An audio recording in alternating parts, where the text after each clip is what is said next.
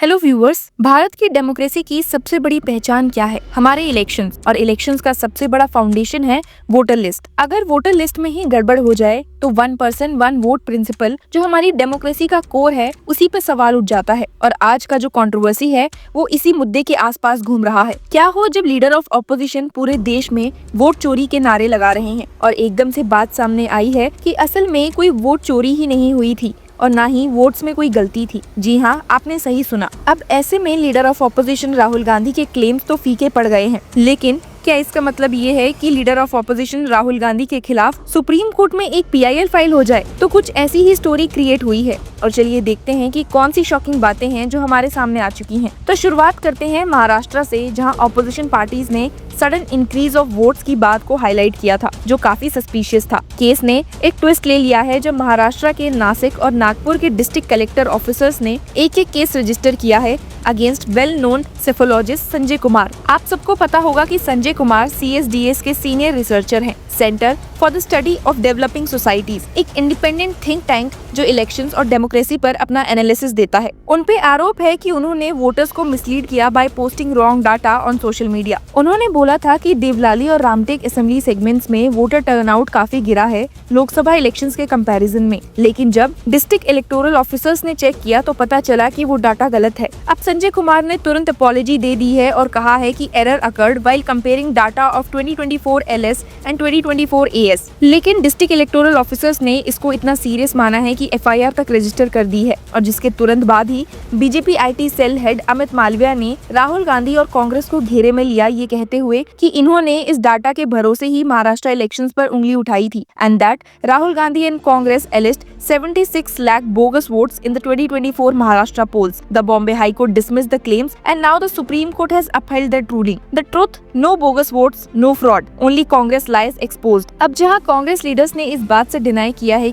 ये कहते हुए कि राहुल गांधी ने इलेक्शन कमीशन ऑफ इंडिया के ही डाटा को एग्जामिन करके वोटर चोरी की बात उठाई है, वहीं राहुल गांधी खुद ट्रबल में दिखे हैं। बिहार में जहां उनकी वोटर अधिकार यात्रा निकली हुई है, पटना के पास चपला गाँव की एक महिला रंजू देवी को राहुल गांधी से मिलाया गया था, जिन्होंने इलेक्शन कमीशन ऑफ इंडिया के खिलाफ क्लेम किया कि उनकी फैमिली के 6 लोगों के नाम वोटर लिस्ट से हटा दिए गए हैं। राहुल गांधी ने इसको तुरंत हाईलाइट किया, बोला देखिए कैसे वोटर चोरी हो रही है। लेकिन कुछ ही दिन बाद रंजू देवी ने मीडिया को कहा, our names are indeed on the list, the ward officials told us that our names were not there, we are simple village folk, we said what we were told to. उनके husband Sudhir Ram ने भी confirm किया कि ward member और secretary ने उनको गलत बताया और डर के मारे वो राहुल गांधी तक गए। मतलब पूरा सीन पॉलिटिकल एम्बैरेसमेंट बन गया है राहुल गांधी और कांग्रेस के लिए। इलेक्शन कमीशन ने भी तुरंत क्लैरिफिकेशन दिया कि Ranju Devi and her families names are present in the voter list. अब सोचिए कि एक तरफ राहुल गांधी अपनी पूरी यात्रा को वोटर इरेगुलरिटीज के मुद्दे पे चला रहे हैं और दूसरी तरफ ऐसे इंसिडेंट्स उनकी क्रेडिबिलिटी को डैमेज कर रहे हैं। पर मामला यहाँ से और हीटेड होते हुए दिखाई दिया, क्योंकि अब इस डिबेट को और गर्माहट मिली है एक पब्लिक इंटरेस्ट लिटिगेशन के जरिए जो सुप्रीम कोर्ट में फाइल हुई है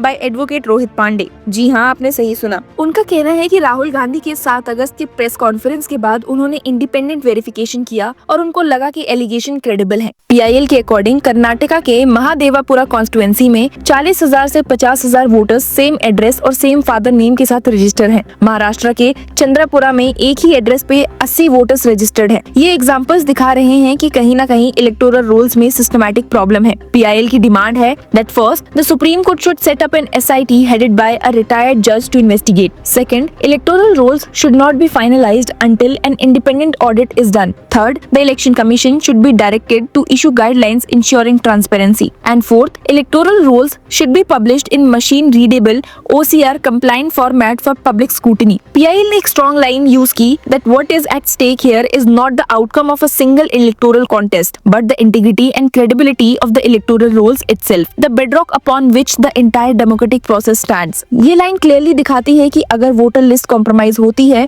तो पूरी डेमोक्रेसी का फाउंडेशन हिल जाता है। एक तरफ एक्सपर्ट्स और रिसर्चर्स अगर गलती कर देते हैं तो पब्लिक को मिस इन्फॉर्मेशन मिलता है, दूसरी तरफ पॉलिटिकल कैंपेन्स अगर बिना वेरीफाई किए कोई क्लेम करते हैं तो वो भी मिस इन्फॉर्मेशन बन जाता है। और दोनों केसेस में नुकसान किसको होता है? कॉमन वोटर को, जो सोचता है कि मेरा वोट मैटर करता है या नहीं, जो डाउट करता है कि कहीं मेरा नाम भी तो लिस्ट से डिलीट नहीं हो गया। राहुल गांधी ने अपनी यात्रा को वोटर चोरी के स्लोगन के साथ शुरू किया। इंडिया ब्लॉक इसको एक नेशनल इशू बनाना चाहता है, लेकिन अगर ऐसे ही केसेस बार बार एक्सपोज होते रहे जहां कंप्लेनेंट्स बाद में अपनी बात वापस ले लेते हैं तो पब्लिक का ट्रस्ट उनके कैंपेन पर भी कम हो जाएगा। दूसरी तरफ बीजेपी और रूलिंग डिस्पेंशन ये कहकर पॉलिटिकल माइलेज लेते हैं कि ऑपोजिशन बस हवा में एलिगेशंस लगा रहा है और इलेक्शन कमीशन अपनी क्रेडिबिलिटी को बचाने के लिए हर बार क्लैरिफिकेशन देता है। पर असल में सबसे बड़ा सवाल ये है कि इलेक्शन कमीशन कितना ट्रांसपेरेंट है। क्या वो अपने प्रोसेसेस को ऐसे ओपन करेगा कि पब्लिक इंडिपेंडेंटली ऑडिट कर सके, या फिर वो अपने ही डाटा को ओपेक रखेगा? इलेक्शन कमीशन का कहना है कि बिहार में जो स्पेशल इंटेंसिव रिवीजन चल रहा है वो एक्चुअली जरूरी था, क्योंकि 2004 के बाद ऐसी रिवीजन हुई ही नहीं थी और वोटर लिस्ट में डुप्लीकेशन और फेक एंट्रीज बढ़ गई थी। उनका आर्ग्यूमेंट है कि अगर किसी का नाम 2 जगह है या किसी के बाप का नाम गलत लिखा है या एक एड्रेस पे 80 लोग रजिस्टर्ड हैं, तो ये साफ करना जरूरी है, नहीं तो इलेक्शंस का क्रेडिबिलिटी खुद खतरे में आ जाता है। लेकिन ऑपोजिशन का कहना है कि बीजेपी और इलेक्शन कमीशन मिलकर डेलिब्रेटली जेन्युइन वोटर्स के नाम हटा रहे हैं ताकि इलेक्शंस को मैनिपुलेट कर सके। दर्शकों, डेमोक्रेसी सिर्फ वोट डालने तक लिमिटेड नहीं है। डेमोक्रेसी तभी स्ट्रॉन्ग है जब हर वोटर को ये भरोसा हो कि उसका नाम लिस्ट में है, उसका वोट काउंट होगा और कोई उसके वोट वैल्यू डाइल्यूट नहीं करेगा। आज संजय कुमार की एक गलती और रंजू देवी का एक स्टेटमेंट वापस लेना छोटा लग सकता है, लेकिन जब इनकी लार्जर पैटर्न में देखा जाए तो PILs, कोर्ट केसेस, पॉलिटिकल यात्रास के बीच सब रियलाइज होता है कि ये सिर्फ आइसोलेटेड इंसिडेंट नहीं है, ये एक सिस्टमैटिक इशू है जो हमारी डेमोक्रेसी की इंटीग्रिटी को चैलेंज कर रहा है। इसीलिए चाहे वो इलेक्शन कमीशन हो, पॉलिटिकल पार्टीज हो या एक्सपर्ट, सबको अकाउंटेबिलिटी दिखानी पड़ेगी, क्योंकि 1 पर्सन 1 वोट सिर्फ एक स्लोगन नहीं है, ये भारत की डेमोक्रेसी का हार्ट बीट है। और अगर इसी हार्ट बीट पर शक होने लगा तो पूरा सिस्टम ही बेकार हो जाता है। आपकी क्या राय है? हमें कमेंट्स में जरूर बताइए and keep following law chakra.